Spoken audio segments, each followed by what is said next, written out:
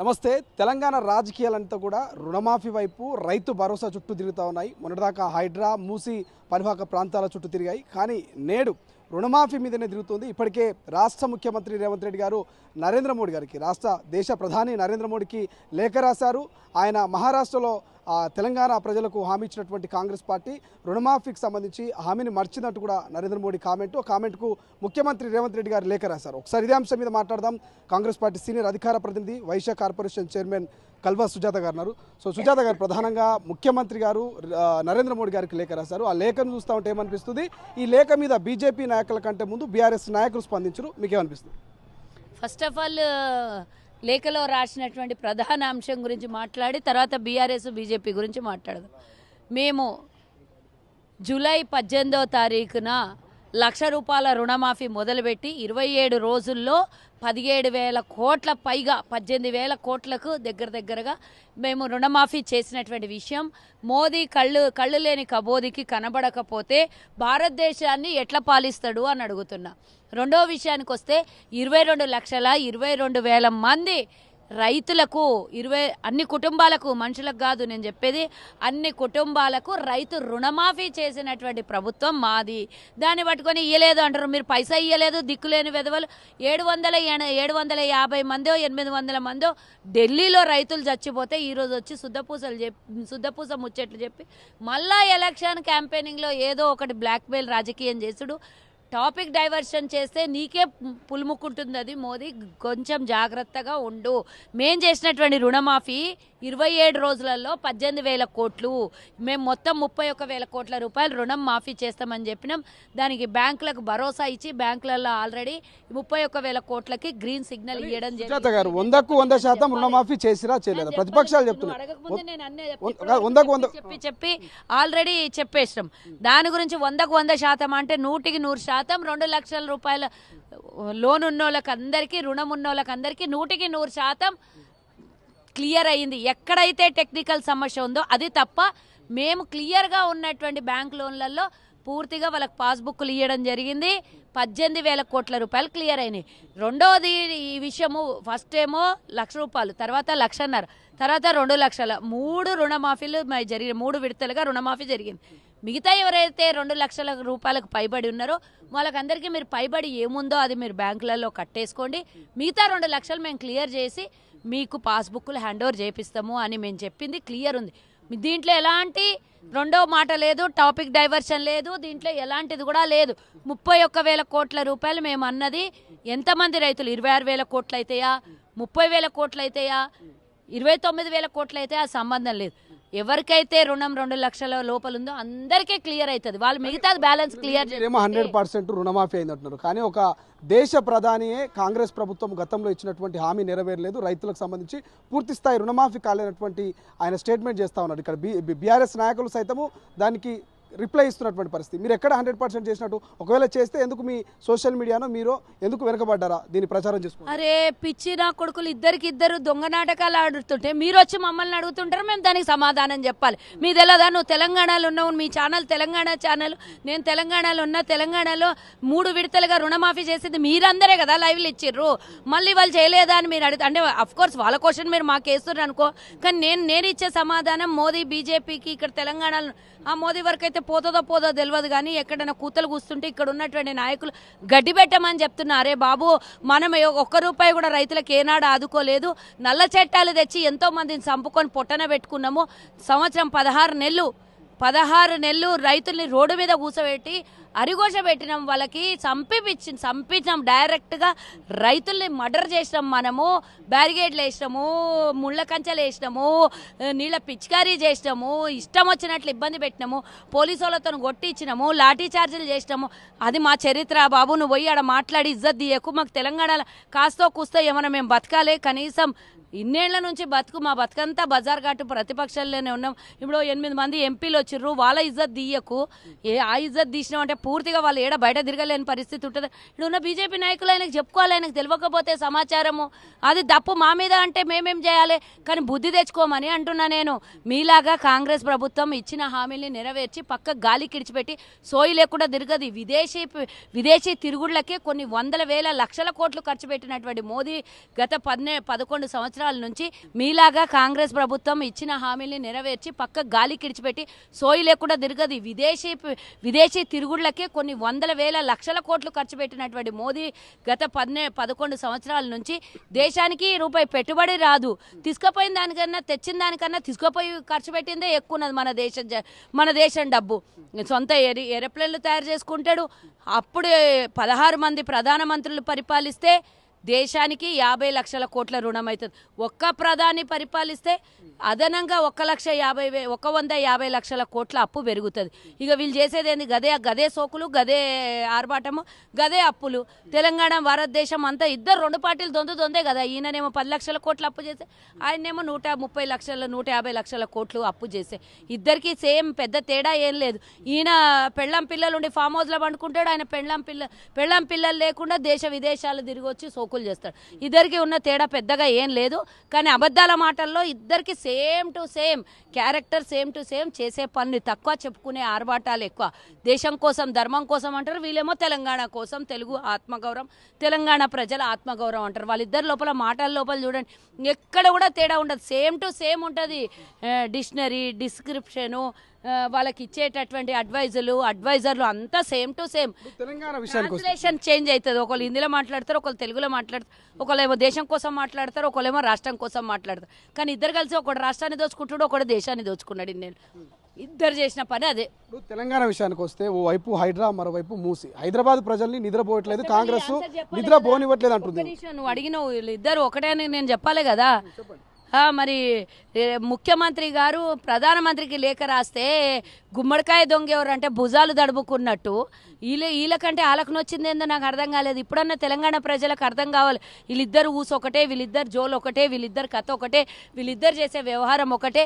ఆడ స్క్రిప్ట్ రాస్తే ఈడ డైరెక్షన్, ఈడ లేకపోతే ట్రాన్స్లేషన్, రెండు ఒకటే ఉంటాయి, వేరే ఏం ఉండవు. బీజేపీ బీఆర్ఎస్ ఒకటే అని ఈరోజు అర్థమైంది. రైతు రుణమాఫీ గురించి మేము వాళ్ళకి లేఖ రాస్తే బీజేపీ వాళ్ళు మాట్లాడతారు లేరు, కానీ బీఆర్ఎస్ వాళ్ళు మాట్లాడుతారు. బీజేపీ వాళ్ళు ఇక్కడ ఉన్నోళ్ళకి తెలుసు, మాకు వార్తలు పడితే మేము మాట్లాడితే మేమేం బీకింది లేదు, చేసింది లేదు, వాళ్ళు నోరు మూసుకొని కూర్చుర్రు. వీళ్ళు మాట్లాడితే ఇక మొన్న కేటీఆర్ గురించి నాకు ఎవరో చెప్పిన ఒకళ్ళు, కేటీఆర్ కంటే ఎవరో ఇంటలెక్చువల్స్ని ఇట్లా అంటే మాట్లాడితే కానీ ఏమన్నా యాక్టివిటీస్ చేస్తే రేటింగ్ పెరుగుతుంది, పబ్లిక్ లోపల క్రేజ్ పెరుగుతుంది అని ఎవరెవరో ఇట్లాంటి అడ్డమైన చెత్త అడ్వైజులు ఇస్తున్నారట. ఇచ్చినప్పుడల్లా కేటీఆర్ మహిళల్ని తిట్టుకుంటూ పోతున్నాడు. అట్లాంటివన్నీ వీళ్ళు కొత్త ప్రయోగాలు చేస్తున్నారు. పార్టీ మంత్రులు కూడా మహిళల్ని కించపరిచే విధంగా మాట్లాడారు. టాపిక్ వద్దు, నేను ఆ టాపిక్ గురించి ఎక్కువగా మాట్లాడితే అంటే చెప్పు మరి. అది హైడ్రాకి సంబంధించి, మూసీకి సంబంధించి గ్రేటర్ హైదరాబాద్ ప్రజల్ని నిద్రపోకుండా చేస్తుంది కాంగ్రెస్ ప్రభుత్వం అనేది ప్రధాన చర్చ. ప్రతిపక్షాలు అంటున్నాయి, సామాన్యులు ప్రజల్ని కాదు బీఆర్ఎస్ వాళ్ళు నిద్రపోకుండా చేస్తుంది కాంగ్రెస్. ఎందుకంటే వాళ్ళ ఉనికిని వాళ్ళు చాటు చేసుకోవడానికి ఇది ఒక అవకాశం దొరికింది. కానీ అయినా కానీ ఏడ దొరికితే ఆడ అవకాశం వచ్చిన జాగాలో కాంగ్రెస్ బట్టబయలు చేస్తుంది వీళ్ళ వ్యవహారం అని నిద్రపోతలేరు. ఏడ తావులేదు వాళ్ళకి. ఇందాకనే చెప్పిన కదా, వాళ్ళ ప్రియారిటీ పెంచుకోవడానికి ఎవరో కొత్తగా ఒకటి ఇంటలెక్చువల్స్ని పెట్టుకున్నారంట. వాళ్ళు ఇచ్చే చెత్త అడ్వైజులతో ఇట్లా పోతున్నారు. హైడ్రా విషయాల్లో మేము ఎవ్వరికి కూడా, హైడ్రా వేరు, మూసీ వేరు, మూసీ సుందరీకరణ, మూసీ డెవలప్మెంట్ వేరు, హైడ్రా కూల్చివేత వేరు. కానీ రెండుటిని కలిపి మాట్లాడుతుర్రు. హైడ్రా ఎక్కడ కూడా ఎవరికి నోటీసులు ఇవ్వకుండా పోలేదు. మూసీలో ఎక్కడెక్కడైతే నివాసం ఉంటున్న వాళ్ళో వాళ్ళకందరికీ సురక్షిత ప్రాంతాలకు చేర్చేసి వాళ్ళకి ఇందిరమ్మ ఇండ్లో లేకపోతే డబుల్ బెడ్రూమ్ ఇండ్లో వాళ్ళకు పూర్తిగా ఒప్పందాలు వాళ్ళకు అంటే ఒప్పించి, వాళ్ళకి సంజాయించి, వాళ్ళని మెప్పించి ప్రభుత్వం ముందుకెళ్తోంది. వాళ్ళకి అన్ని విధాలు రేవంత్ రెడ్డి గారు మా ముఖ్యమంత్రి గారు క్లియర్ గా చెప్పిండ్రు, ఆడ 1000 ఎకరాలు ఉన్నది, రండి ఒక్క వేదిక మీద నిలబడి అందరికి పట్టాలు పంచుదాం, నువ్వు 25,000 కోట్లు తీసుకురా, ఈటలా ఎందుకు ఎక్కువ మాట్లాడుతున్నావు, నీకు దమ్మున్నావు, నువ్వైతే కేంద్రంతో దమ్మున్నావు అని కూడా అంటలేను, తీసుకురా, నువ్వు ఈడ తెలంగాణలో నీ ఉనికి చాటుకోవాలి, తెలంగాణ ప్రజల గురించి చాలా గొప్పగా మాట్లాడుతావు కదా, వేల లక్షల కోట్లు ఉన్నటువంటి మన బడ్జెట్ని ఈరోజు కనీసం మన తెలంగాణకి 25,000 కోట్లు కూడా సహాయం చేయకపోతే కేంద్ర ప్రభుత్వం ఎందుకు? మనం ఇక్కడి నుంచి ట్యాక్సులు కడతలేమా? మా డబ్బే మేము అడుగుతున్నాం. మేమేం కొత్తగా వాళ్ళేమన్నా వాళ్ళ ఇళ్లలో నుంచి తెచ్చిపెట్టమని అడుగుతలేం. ఇప్పుడు ఆపదలో ఉంది. ఇప్పుడు ఆయననేమో గంగా ఏమో అంటారు కదా, అది గంగా రివర్ని చేయడానికి సుందరీకరణ చేయడానికి ఏమో ఆడ వేల ఇండ్లని తీసేస్తాడు. వేల ఎకరాలలో 22,000 కోట్ల రూపాయలు అమౌంట్ అయింది. కానీ ఇక్కడ మూసీ రివర్ ఫ్రంట్ కు 1,50,000 కోట్లు అనేది ప్రచారం జరుగుతుంది. ఎక్కడ ఇచ్చిండ్రంటే ఆ స్టేట్మెంట్ డిపిఆర్ లేదని ఈ పిచ్చి కొడుకులు చెప్తారు.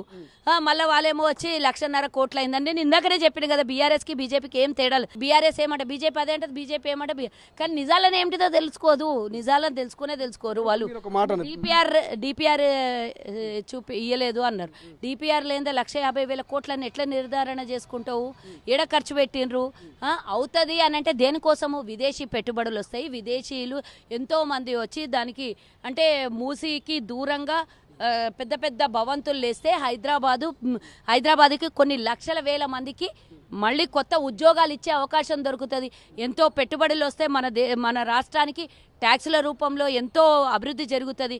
వాళ్ళు ఎన్నో రకాలుగా ఒక్క సంస్థ కానీ ఒక్క ఇండస్ట్రీ కానీ ఏర్పడిందంటే ఆ ఇండస్ట్రీ వెనుక పెట్టుబడి ఉంటుంది. ఆ ఇండస్ట్రీ వెనుక వచ్చే లాభాలు ఉంటాయి. ఆ ఇండస్ట్రీ వెనకాల వచ్చేటటువంటి ఎంతో మందికి ఉపాధిని కల్పించే అవకాశాలు ఉంటాయి. కలుపుకొని అయితే అని చెప్తే ఎవరో కన్స్ట్రక్షన్ చేసుకుంటే ఆ డబ్బులు కూడా ప్రభుత్వమే. అంటే మూసీ బాధితులు మేము 30-40 ఏళ్ల నుంచి ఇక్కడనే ఉంటున్నాము. కరెంటు బిల్లు, వాటర్ బిల్లు, ట్యాక్సులు నాకే చెప్పారు మేడం. నేను గ్రౌండ్లోకి పోయినా, నేను పోయి అడిగిన. సో ఇవన్నీ రోడ్లు ఇవన్నీ లీగల్ గా రిజిస్టర్ అయినటువంటి మా ఇళ్లను లక్షలు పెట్టి ఇల్లు కడితే ఎట్లా కూలుస్తారు? ఆ లక్షలకు డబుల్ బెడ్రూమ్ ఎట్లా ఇస్తారు అనేది వాళ్ళ ప్రశ్న. ఒక్క నిమిషం, నేను ఒకటి అడుగుతున్నా. సరే, ఏదైనా జరిగితే వాళ్ళకు 1-2 మేము పరిహారం ఇచ్చి కూడా మేము ముందుకెళ్తాము అని చెప్తున్నాం. మేము ఇంకొకటి నువ్వు తీసుకుంటున్నా అన్నావు కదా ఇంటర్వ్యూ, వాళ్ళకి తెలుసు కదా మూసీల కాలువల ఇల్లు కట్టుకుంటే దానికి అప్పుడు చేసిన. ఇప్పుడు నేను ఇంకో మాట కూడా అంట. టీఆర్ఎస్ ప్రభుత్వంలో అవినీతి జరిగిండొచ్చు, టీడీపీ ప్రభుత్వంలో అవినీతి జరిగిండొచ్చు, ఈవెందో మా కాంగ్రెస్ గతంలో ఉన్నప్పుడు కూడా జరిగిండొచ్చు. ఇట్లాంటివన్నీ అక్రమంగా నిర్మాణాలు చేసుకోవడానికి పర్మిషన్లు ఇచ్చిండొచ్చు. 100% దీన్ని యాక్సెప్ట్ చేసినప్పుడు ఏ పనికి కూడా 100% ఎవరు కూడా సంతృప్తి చెందలేరు. అప్పుడు పర్మిషన్ ఇచ్చిన అధికారుల మీద ఎందుకు యాక్షన్? వినడం నేర్చుకోవాలి. నేను ఒకటి ఏం చెప్తున్నా అంటే, మీకు దమ్ముందా? కబ్జాలు చేసిన నాలాలని తీసేసే దమ్ముందా మీకు? చెరువుల్ని కబ్జా చేసిర్రు, అవన్నీ తొలగించే దమ్ము మీకుందా అని అందరు సవాల్ ఇస్తున్నారు కదా. గత ప్రభుత్వం ఎవడు కూడా శాతగాని సౌట దద్దమ్మలు ఎవడు కూడా శాత కాకపోతే ఈరోజు కాంగ్రెస్ వచ్చి దానికి రేపొద్దున 4th సిటీగా మార్చబోతున్న హైదరాబాద్ని రేపొద్దున 2వ జనరేషన్ అంటే మేము, మా తర్వాత మా పిల్లల తర్వాత ఇంకో జనరేషన్కి ఇప్పటికే ఈరోజు హైదరాబాద్లో 1 కోటి మంది జనాభా ఉంటుండ్రు, లక్షల వెహికల్స్ ఉంటున్నాయి, ట్రాఫిక్ ఇబ్బంది కలుగుతున్నది, పొల్యూషన్ ఏర్పడుతుంది, రేపు పొద్దున రాబోయే తరానికి నీటి ఎద్దడి ఏర్పడుతుంది. హైదరాబాద్లో 1 గంట వర్షం పడితే పోవడానికి ఇబ్బందిగా ఉన్నది. ఇవన్నీ తట్టుకొని రేపు పొద్దున వచ్చే జనరేషన్ ఇంకా పెరుగుకుంటూ పోతే వాహనాలు పెరుగుతాయి, పబ్లిక్ పెరుగుతారు. హైదరాబాద్లో పెద్ద సిటీలుగా ఇంకో విదేశీ పెట్టుబడులు ఇంకెక్కడి నుంచి అన్న పెద్ద ఇండస్ట్రీస్ వస్తాయి. ఇవన్నిటికీ సరిపడ నీళ్లున్నాయా? వర్షం పడితే కాలువలోకి కానివ్వండి, చెరువులోకి పోయే దారి ఎక్కడన్నా ఉందా చూపేయండి. మరి ఇప్పుడు ఇట్లాంటి పరిస్థితుల్లో మనం ప్రజల కోసం 90% మంచి జరిగే దాని గురించి ఆలోచిద్దామా? 10% కోల్పోతున్న వాళ్ళ గురించి చూద్దాం. సరే, వాళ్ళకి దియ్యనీయం, మరి ఎట్లా కాలువలు తీసుకుపోవాలి చెప్పు? ఎట్లా చెరువులకు నీళ్లు పోవాలి చెప్పు? చెప్పాలి నాకు. మూసీలో కట్టుకున్నటువంటి ఇండ్లు మురికి వాడలల్లో ఉంటుంటే అనారోగ్యం అవుతున్నది. ఆ అనారోగ్యానికి మేము మంచిగా చేస్తాము అన్నప్పుడు కొంతమంది ఎవరో ఒకళ్ళిద్దరికి నేను జరగాలని అన్నాను, జరిగిన ఇబ్బందులనే పరిగణలోకి తీసుకుంటే 95% ఇబ్బందులు ఎదురైతే రేపు పొద్దున ఏం చేస్తారు? ఇదే మాటను ప్రభుత్వం ఎందుకు ఆ మూసీ బాధ్యతలు కన్వే చేసుకోవాలి? 1988లో హైదరాబాద్లో కొంతమంది జనాభా ఉండే టైంలో, ఈరోజు అయితే 1 కోటి మంది ఉన్నాం, ఆ రోజు వేలల్లో లక్షలలో ఉండేటటువంటి జనాభా పెద్ద వర్షం వస్తే, ఆ రోజు తుఫాన్ లాంటి వర్షం వస్తే ఒక్కరోజు 25,000 మంది చనిపోయారు నిజాం ప్రభుత్వంలో. మరి ఇప్పుడు 1 కోటి మంది నివసిస్తున్నటువంటి హైదరాబాద్లో అలాంటి ఉపద్రవం వస్తే మనం మొన్ననే చూసినాం. ఖమ్మంలో జరిగినటువంటి ఉపద్రవము, ఉమ్మడి నల్గొండలో జరిగినటువంటిది, ఉమ్మడి వరంగల్లో జరిగినటువంటి ఇలాంటివి మళ్ళీ మన హైదరాబాద్కు తలంచుకోవాలన్నా, మనం రావాలి అని కోరుకుందామా? రేపు పొద్దున్న జనరేషన్కి ఏం సమాధానం చెప్తాం మనం? ఎవరో ఒకళ్ళు ఇనిషియేటివ్ తీసుకోవాలి కదా.